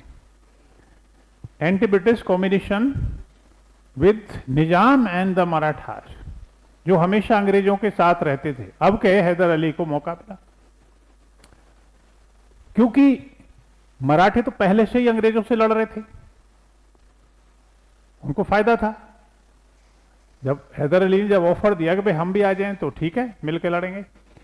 और निजाम थोड़ा लालची था, निजाम को लालच दे दिया कि हम आपको ये क्षेत्र, अगर हम जीत गए तो ये क्षेत्र आपको दे देंगे। That's why A 3 power combination, ये पहली बार हुआ कि अंग्रेजों के खिलाफ इतना मजबूत कॉम्बिनेशन हुआ।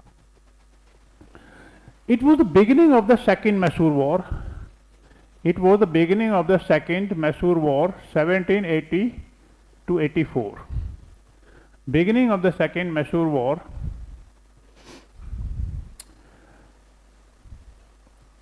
When Hyder Ali died in 1782, Hyder Ali 1780 में वॉर शुरू हुआ और 84 तक चला, second Mysore war. When Hyder Ali died in 1782, the war was continued by his son Tipu. The war was continued by his son Tipu, who assumed the title of Sultan. Who assumed the title of Sultan. तो जो हिंदू राजा थे उन्हें हटा दिया टीपू ने। अब तक 2 centres थे ना पावर के, एक तो रियल हैदर अली और दूसरा मैसूर का राजा। तो हैदर अली ने तो मैसूर के राजा को जो कहते हो रखा था, but Tipu did remove him and he assumed the title of Sultan, क्योंकि खतरे बहुत ज़्यादा थे। मैसूर की रियासत में टीपू सुल्तान के खिलाफ षड्यंत्र होते रहते थे, ठीक है। Tipu continued the war and concluded, Tipu continued the war which was concluded in a peace, concluded the war, continued the war which was concluded in a peace treaty of Mangalore, in a peace treaty of Mangalore in 1784,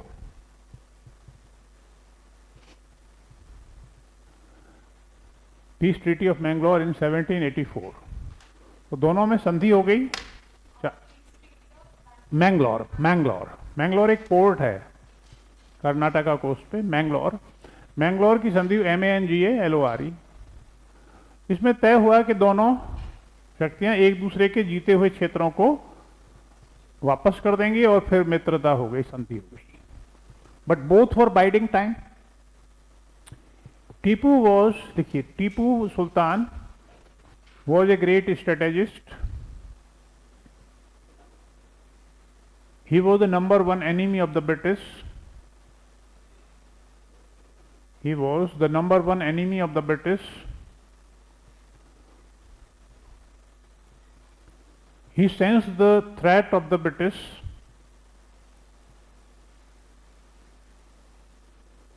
He sensed the threat of the British to India.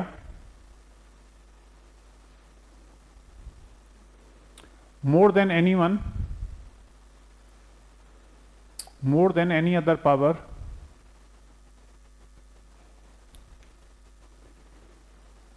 Tipu sent embassies,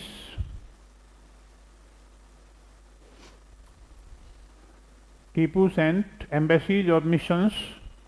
embassy जानते हैं, cultural mission, goodwill mission, एक दूसरे देशों को mission भेजे जाते हैं।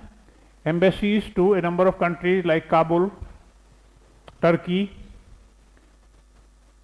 Kabul, Turkey, Persia, Persia means Iran, Kabul, Turkey, Persia, Paris, Mauritius,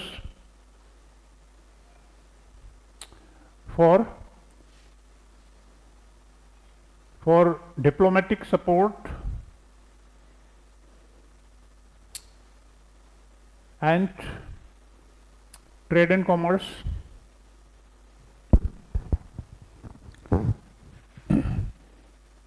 Tipu organized his army.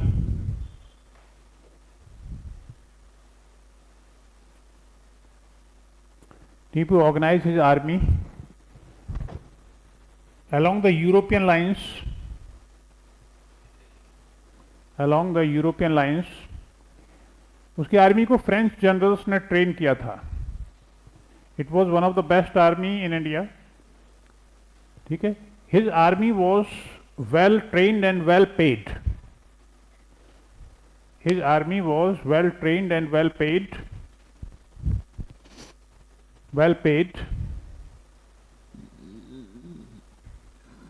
He improved his artillery.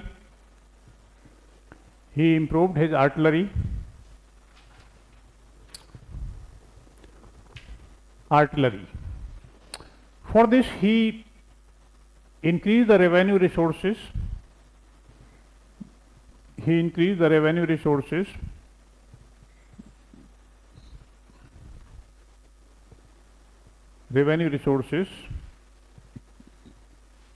by promoting agriculture, trade, commerce.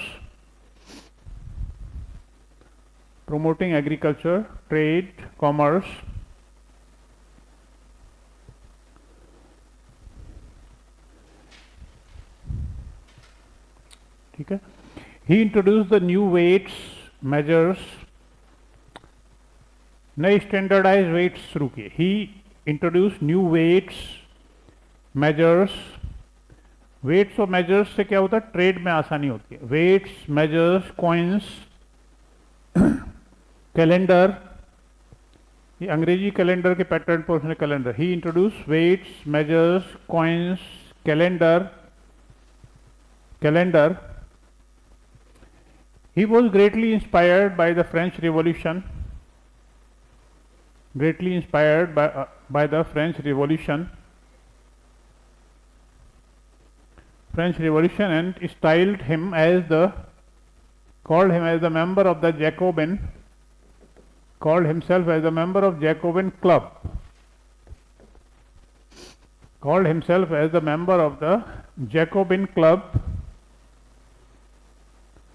Bracket में लिखिए. Jacobin club was a Republican revolutionary party in France. Jacobin club was a Republican revolutionary party in political party in France. तो French revolution कब शुरू हुई थी? 1789 में. वहाँ से बहुत ज़्यादा उथल पुथल हुई. फिर अलग अलग एलिमेंट्स आए.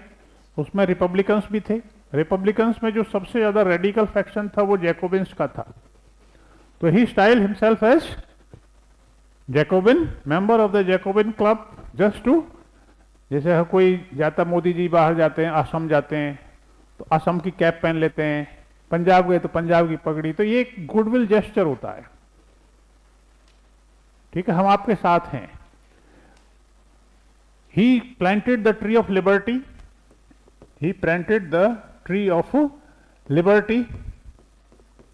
Liberty in Srirangpattam.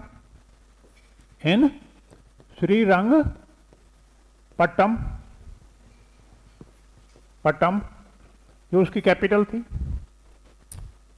श्रीरंगपट्टम. तो ये सब काम उसने क्यों किए?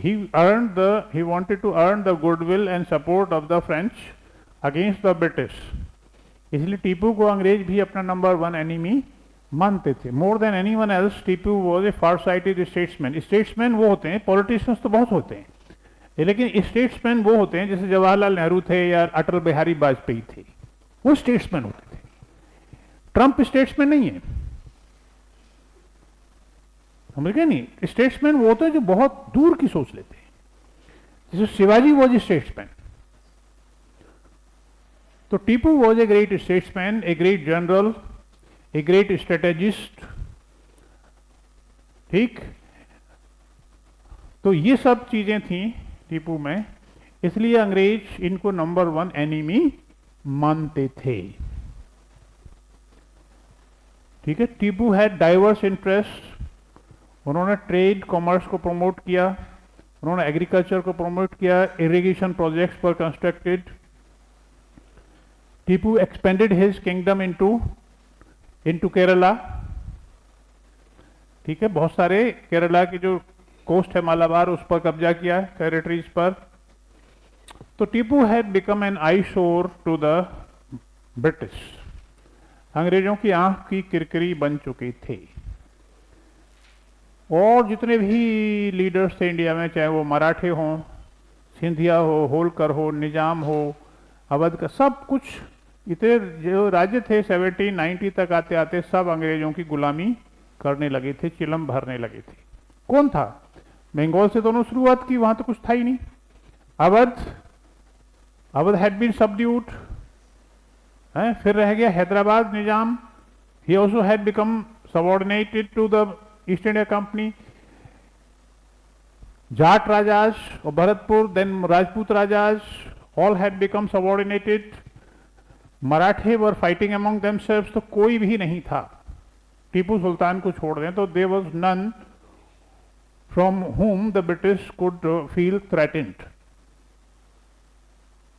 ठीक है, तो in this situation लिखिए, in such situation Lord Cornwallis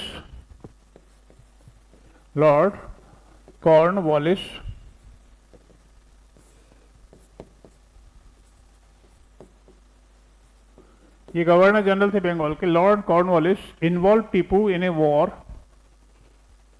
involve Tipu in third Mysore war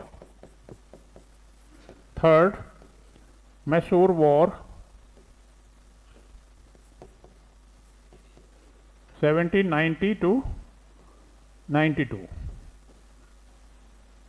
1790 to 92, 2 साल चला ये third Mysore war. English allied with Maratha Nizam, ये स्वाभाविक था, English allied to Marathas and Nizam. The war continued for 2 years, लिखते जाइए, war continued for 2 years।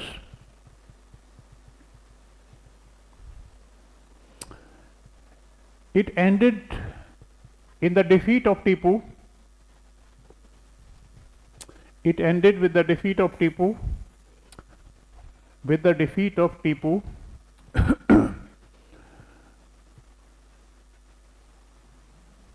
With the defeat of Tipu under the Treaty of Srirangpattam. तो war कब खत्म हुआ? 1792, और ट्रीटी कब हुई? 1790, under the treaty of Srirangpattam.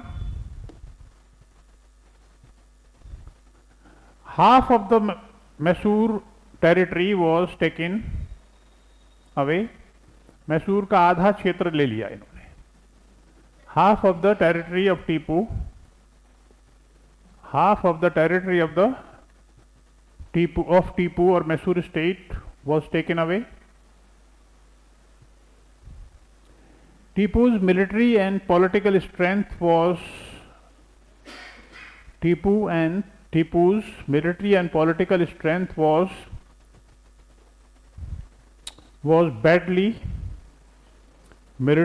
political strength was badly damaged badly damaged। इतना कमजोर कर दिया टीपू को, इतना कमजोर कर दिया कि आगे फ्यूचर में कभी भी हम किसी भी समय टीपू को छोटी सी लड़ाई लड़के आसानी से हरा सकते हैं। उस कमजोर करने के लिए उन्होंने मराठा और निजाम दोनों का सहारा लिया। ठीक है, तो टीपू का पूरा स्टेट अभी छीना नहीं गया। अगर चाहते अंग्रेज तो टीपू को पूरी तरह से यहां खत्म करके मैसूर को खत्म कर सकते थे। ठीक है, तो Tipu was given a lease of life. Tipu was given a lease of life as a strategy, was given a lease of life as a strategy. क्या स्ट्रेटेजी थी?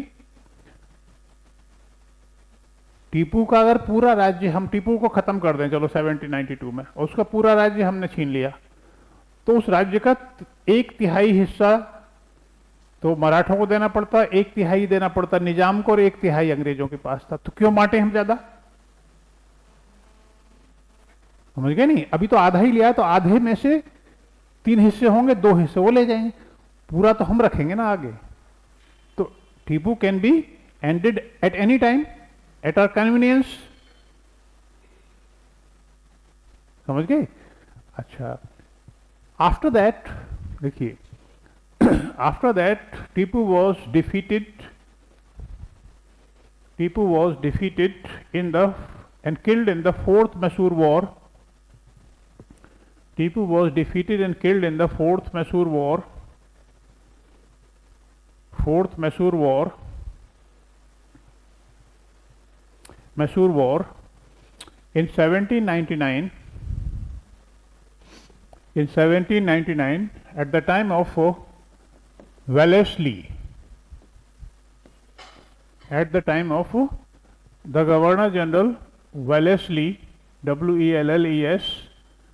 WELLESLLY, वेलेस्ली की स्पेलिंग देख लीजिए, मैं भूल जाता हूँ इसे। वेलेस्ली, गवर्नर जनरल वेलेस्ली के टाइम में टीपू सुल्तान को अंग्रेजों ने आसानी से ही पराजित कर दिया और टीपू को ख़त्म कर दिया। इस तरह से टीपू सुल्तान का एंड हुआ।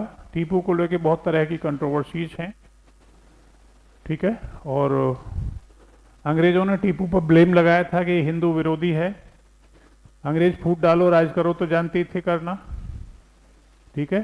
टीपू ने हिंदू राज्य को, राजा को हटा दिया तो हिंदू विरोधी है।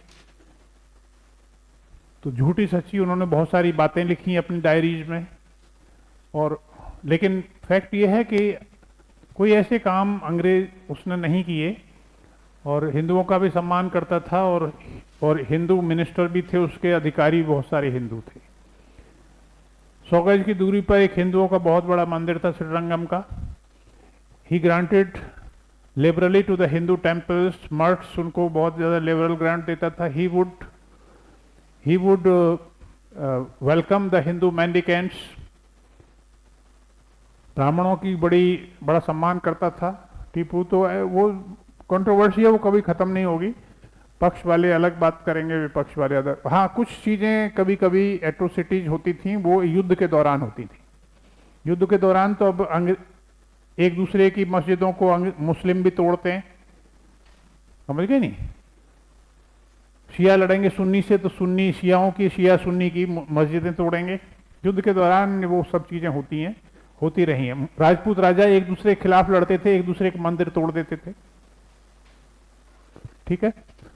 तो this was the rise and growth of the Mysore kingdom. Mysore kingdom, the rise and growth of the, next लिखिए, rise and growth of the Maratha power. Rise and growth of the Maratha power. Maratha power. Maratha state was organized by Shivaji. Maratha state was organized by Shivaji.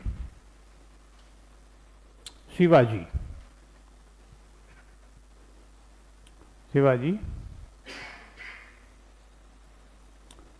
He created a central government. He created an efficient central administration.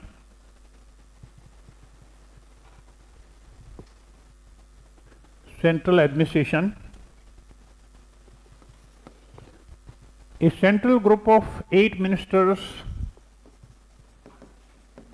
8 ministers was known as Ashtapradhan.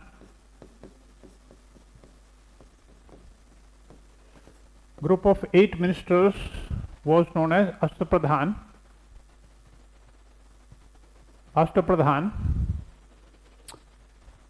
Out of these, Peshwa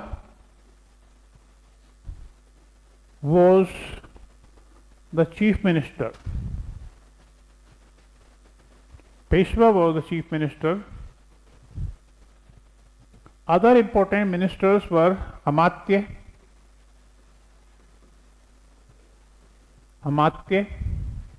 Sachiv,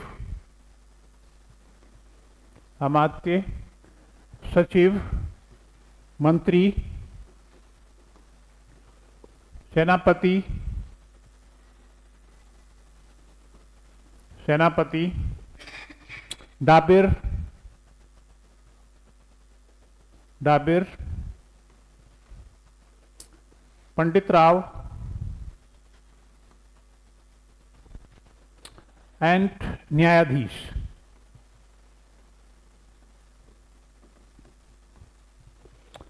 तो Peshwa prime minister, अमात्य finance minister, लिख ली जाइए, अमात्य finance minister, सचिव secretary,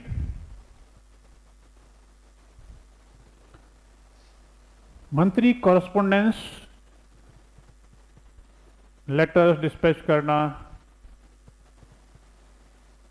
मंत्री correspondence, सेनापति army, army का training management etcetera salary, Dabir information intelligence department, sorry, Dabir means foreign minister, foreign affairs, foreign affairs, affairs. Or Pandit Rao was religious, in charge of religious of activities, religious affairs. Chhatrapati का ये सलाहकार भी था religious मामलों में, charity वगैरह जो distribute की जाती थी इसी की रिकमेंडेशन पे की जाती। एंड न्यायाधीश was the name is suggested, name is suggestive of justice, minister of justice. Most important sources of revenues of Shivaji were Chauth and sardeshmukhi, Chauth and sardeshmukhi, sardeshmukhi. Along with that, he promoted land. Along with that, Shivaji also promoted the development of land and agriculture. Promoted the development of land and agriculture, trade and commerce.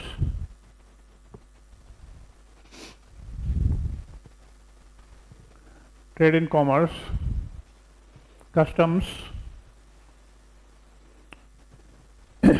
He also organized a small navy,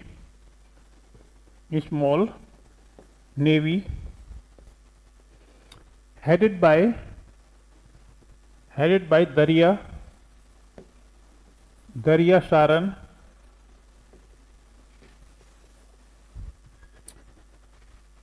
the naval ratings were recruited out of Angriya community. Angriya Maharashtra में समुद्री ये नाव चलाने बड़े निपुण होते थे। Naval ratings officers होते थे, सिपाही होते थे, they were recruited out of the Angriya community. Angriya community. Shivaji's navy had its control from Colaba to Malvan, Colaba Bombay के पास, Colaba to Malvan area, मलबान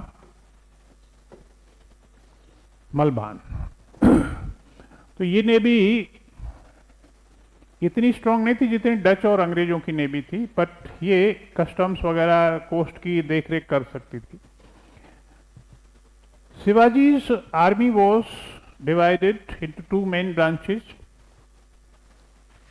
Army was divided into two main branches, cavalry and infantry. Cavalry and infantry. His army was suitable for the guerrilla fighting. His army was suitable for the guerrilla fighting. Guerrilla fighting.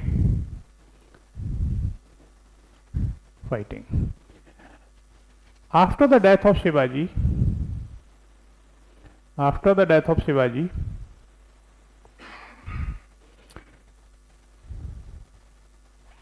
Sambhaji became the next Chhatrapati. Sambhaji became the next Chhatrapati 1680 to 1689. Sambhaji became the next Chhatrapati. इसने क्या गलती की? संभाजी ने गलती ये की कि Mughal Prince शहजादा अकबर को अपने दरबार में शरण दे दी। ठीक है? And with this the entire Mughal army of Aurangzeb was pulled into Deccan. Sambhaji was captured and given the death punishment. Shivaji का एक बेटा संभाजी था और दूसरा बेटा शिवाजी का राजा राम था। राजा राम। तो इसका जो बेटा था Sahu and his mother were taken prisoners, were well maintained in the Mughal court of Aurangzeb in Deccan. उनकी बहुत अच्छी तरह से, बच्चा ही था तो इसको अच्छी तरह से ग्रूम किया, एजुकेशन का ध्यान रखा। लेकिन जब ये वारिस नहीं रहा मराठों के पास तो Marathas brimming with confidence put another son of Shivaji Raja Ram to the throne. Raja Ram Shivaji की दूसरी पत्नी से थे। तो Raja Ram continued the struggle against the Mughals 1689 to 1700। ठीक है? अच्छा, after the death of Raja Ram, उसकी डेथ हो गई natural. The struggle was continued by Tarabai.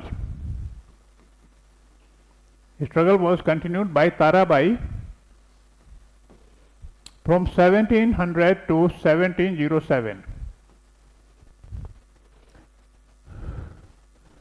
Aurangzeb की डेथ के साथ ही ये स्ट्रगल खत्म हुआ।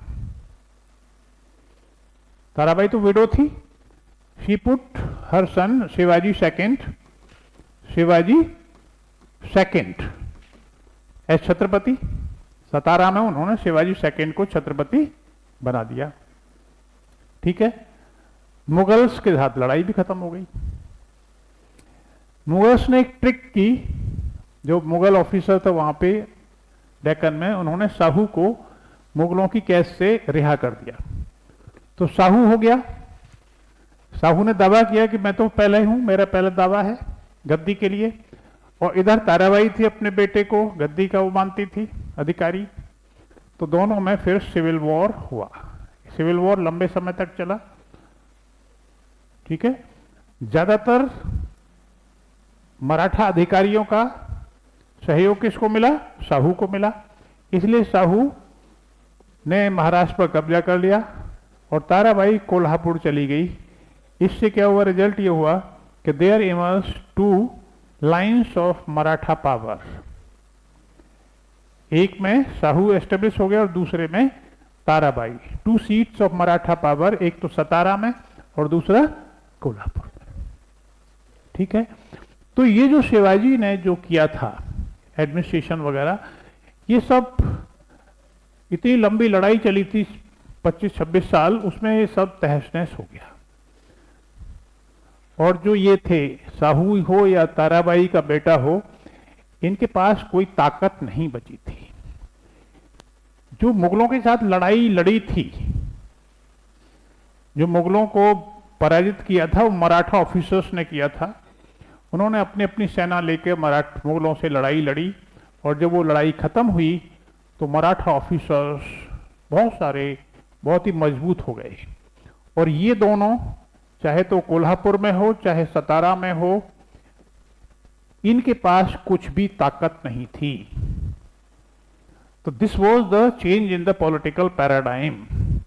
मराठा छत्रपति शिवाजी के सामने सभी अधिकारी नाक रगड़ते थे, अब वो छत्रपति को आंखें दिखाने लगे।